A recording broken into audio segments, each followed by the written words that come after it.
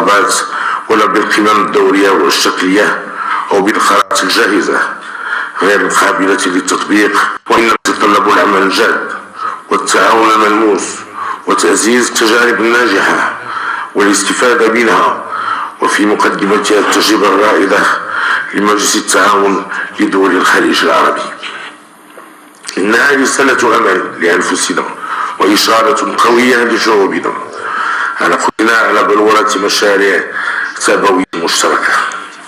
أصحاب الجلالة والسمو، إن هذه القمة تأتي في ظروف صعبة، فالمنطقة العربية تعيش على وقع محاولات تغيير الأنظمة وتقسيم الدول كما هو الشأن في سوريا والعراق وليبيا، مع ما يواكب ذلك من قتل وتشريد وتهجير لأبناء الوطن العربي. فبعدما تم تقديمه كربيع